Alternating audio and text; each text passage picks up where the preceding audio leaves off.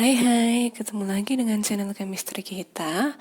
Nah, sesuai request yang masuk kemarin, banyak yang minta untuk membahas mengenai inti kalimat. Maka kali ini saya akan mengupas tuntas mengenai bagaimana cara menentukan inti kalimat dalam tes TPS UTBK 2020 aspek pemahaman bacaan dan menulis. Langsung saja. Nah, bagaimana cara menentukan inti kalimat itu? Nah, inti kalimat itu aslinya merupakan suatu unsur-unsur inti yang ada dalam suatu kalimat. Sebuah kalimat itu harus memiliki unsur subjek dan predikat. Jadi, dengan kata lain, inti kalimat itu adalah subjek itu sendiri dan predikat. Jadi satu kesatuan ini ya harus ada subjek dan predikat, itu bisa disebut dengan inti kalimat. Nah, inti kalimat itu boleh ditambahkan unsur objek atau unsur pelengkap. Tetapi unsur keterangan ini tidak akan termasuk ke dalam unsur kalimat. Sehingga untuk menentukan inti kalimat, kita harus mengidentifikasi struktur kalimat itu. Siapa yang berupa subjek, predikat, objek, keterangan, pelengkap, dan sebagainya. Langsung saja kita ke contoh soalnya. Contoh yang pertama, tidak dapat disangkal bahwa kebanyakan orang pada saat ini lebih memilih menggunakan kamera yang ada pada telepon genggam daripada secara khusus membeli kamera biasa, karena kamera analog dianggap kurang praktis. Inti kalimat tersebut adalah apa? Berarti kan kita akan identifikasi struktur kalimatnya dulu. Sini saya salin dulu. Oke. Nah, kita harus bisa menentukan siapa subjek, siapa predikat. Oke. Tidak dapat disangkal bahwa kebanyakan orang pada saat ini, berarti dia adalah subjek, lebih memilih menggunakan, itu adalah predikat, kamera itu adalah objek yang ada pada telepon genggam daripada secara khusus membeli kamera biasa, itu adalah keterangan. Karena kamera analog dianggap kurang praktis, ini aslinya juga keterangan ya. Tapi lebih tepatnya keterangan ini merupakan suatu anak kalimatnya. Oke, berarti dalam contoh soal ini jawabannya nanti minimal harus ada subjek. Di sini kebanyakan orang pada saat ini, berarti subjeknya ambil aja kata orangnya. Kemudian predikatnya lebih memilih menggunakan. Berarti kan di sini lebih ke menggunakan ya. Oke. Nah, ada tidak pilihan jawaban yang orang menggunakan? Kita cek. Pilihan A, orang disangkal. Tidak ya. Pilihan B, orang memilih kamera telepon genggam. Tidak ya, karena di sini bukan memilih tapi menggunakan predikat yang kita ambil. Kemudian C, orang menggunakan kamera. Oke, di sini ada kamera.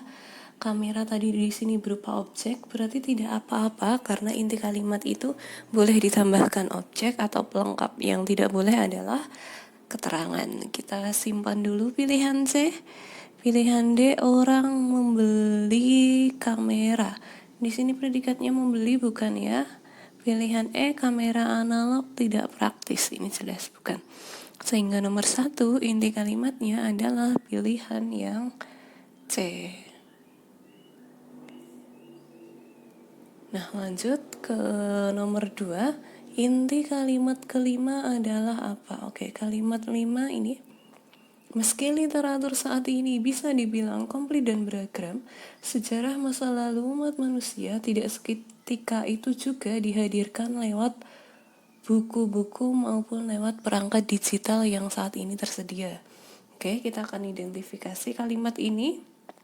Nah, meski literatur saat ini bisa dibilang komplit dan beragam, itu keterangan ya, karena dia ada kata meski di sini. Saat ini ya. Oke. Kemudian sejarah masa lalu umat manusia itu sebagai subjek. Tidak seketika itu juga dihadirkan. Dihadirkan adalah predikat.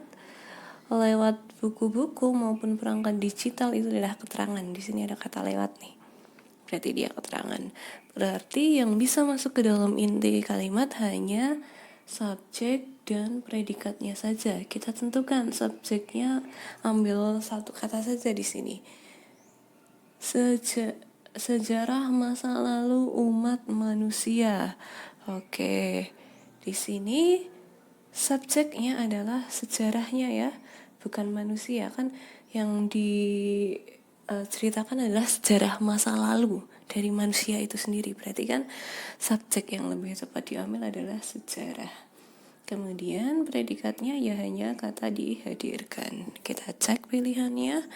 Pilihan A, literatur dibilang, berarti bukan ya. Pilihan B, sejarah dihadirkan. Oke, ini tadi sejarah, subjeknya dihadirkan predikat. Oke, kita simpan dulu.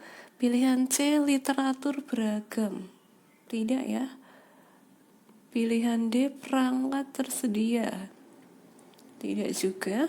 Pilihan E, buku-buku tersedia. Ini juga bukan. Sehingga nomor 2, jawaban yang tepat adalah pilihan yang B.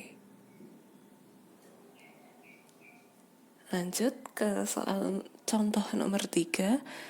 Pertanyaannya, inti kalimat di atas adalah yang mana? Oke, kita baca terlebih dahulu. Sebagian besar teknik memutar digunakan untuk membuka sesuatu.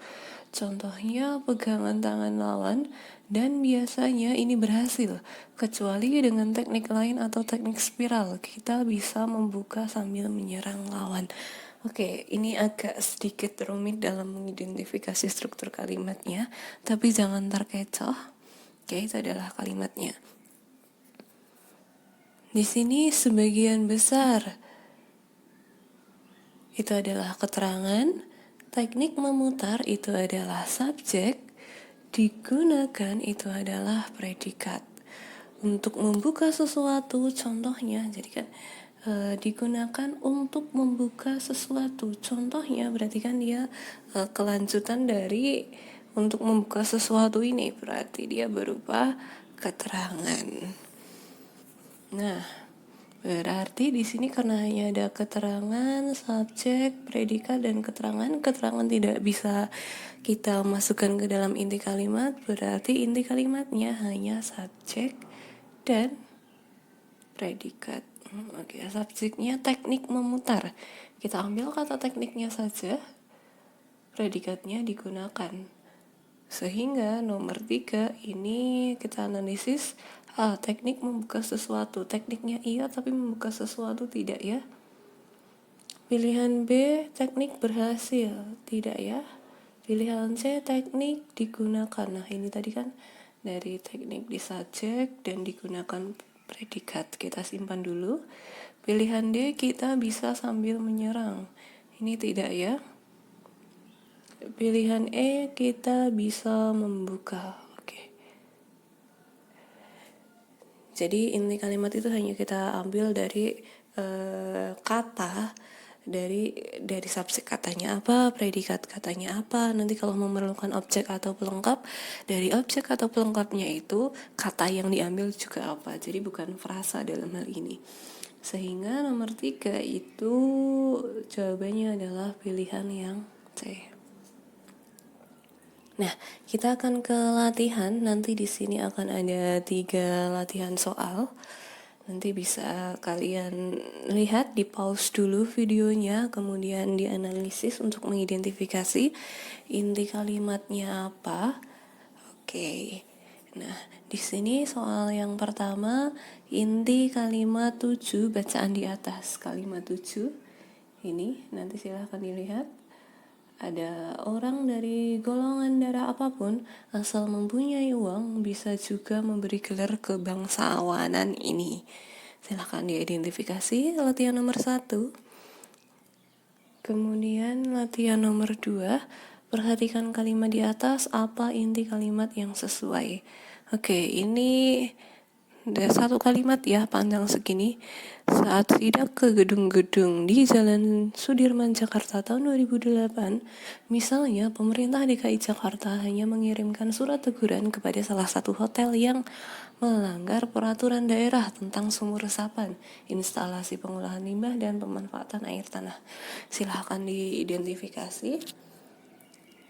Kemudian nomor 3, inti kalimat ke-9 adalah yang mana? Kalimat ke-9 ini,